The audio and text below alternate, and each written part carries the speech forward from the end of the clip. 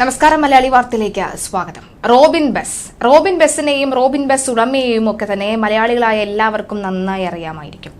ജീവിക്കാൻ വേണ്ടി പെടാപ്പാടുപെടുന്ന ഓരോരുത്തരും ജീവിതമാർഗമായി തിരഞ്ഞെടുക്കുന്നത് നിയമവഴി തന്നെയാണ്. എപ്പോഴും നിയമവഴിയിലൂടെ കടന്നാലും പലരും പിടിച്ചുവെക്കാൻ ശ്രമിക്കുന്ന ശ്രമമൊക്കെ തന്നെ നടക്കാറുമുണ്ട്.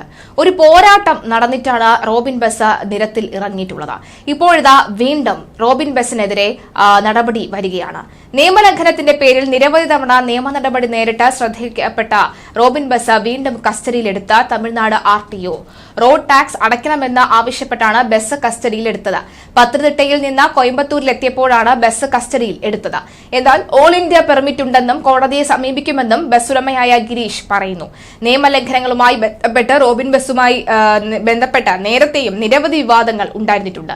1.5 വർഷം മുമ്പാണ് പത്തനംതിട്ടയിൽ നിന്നും കോയമ്പത്തൂരിലേക്ക് സർവീസ് നടത്തുന്ന റോബിൻ ബസിനെതിരെ നിരവധി തവണ പൂട്ടുവീണത്.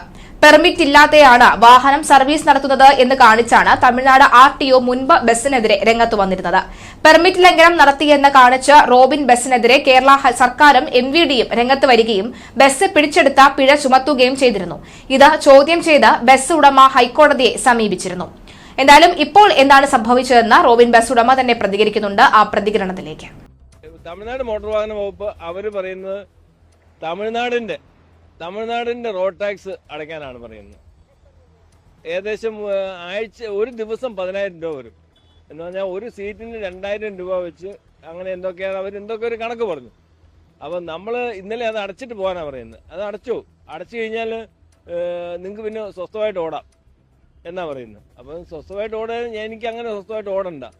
അപ്പം ഞാൻ പറഞ്ഞു ഇങ്ങനെ ഒരു ടാക്സ് വഴി അപ്പം ഇങ്ങനെ പല വണ്ടിക്കാരോട് പിടിക്കുന്ന ഒരു പരിപാടി തമിഴ്നാട്ടിൽ ചെയ്തുകൊണ്ടിരിക്കുക. ഞാനും ഇത് വകവച്ച് കൊടുത്തിട്ട് കാര്യമില്ല. അതുകൊണ്ട് ഞാൻ ഇതിൻ്റെ അത് തർക്കം വിട്ടപ്പോൾ എന്നെ വണ്ടി പിടിച്ച് കസ്റ്റഡിയിൽ വെച്ചിരിക്കുകയാണ്. അവർ ഇൻവെന്ററി പോലും തയ്യാറാക്കി തരാതെയാണ് അവർ വണ്ടി കസ്റ്റഡിയിൽ എടുത്തിരിക്കുന്നത്. ഓൾ ഇന്ത്യ ടൂറിസ്റ്റ് പെർമിറ്റ് എന്ന് പറഞ്ഞൊരു സാധനം ഉണ്ടായിട്ട് നമ്മൾ ഇവർ പറയുന്ന ടാക്സ് അടയ്ക്കാൻ ഗവൺമെന്റ് പറയുന്ന സൈറ്റിലേക്ക് ചെല്ലുമ്പം എന്റെ വണ്ടിക്ക് ഇനി ഒരു ടാക്സോ ഫീസോ വാങ്ങാൻ പാടില്ല എന്ന് കൃത്യമായിട്ട് എഴുതി കാണിക്കുന്നതാണ്. ഇനി കോടതിയെ സമീപിക്കാനാണ്. ഞാൻ കോടതിയെ സമീപിക്കാനാണ്. എന്നാൽ ഈ ഒരു ഓൾ ഇന്ത്യ പെർമിറ്റും ഇല്ലാത്ത യാതൊരു പെർമിറ്റും ഇല്ലാത്ത വണ്ടികൾ തമിഴ്നാട്ടിൽ കയറി ഓടാം. കാരണം മാമൂല് കൊടുത്താൽ മതി. മാമൂല് കൊടുത്താൽ ഞങ്ങൾ വിടാമല്ലോ എന്ന് അവർ പറയുന്നുണ്ട്.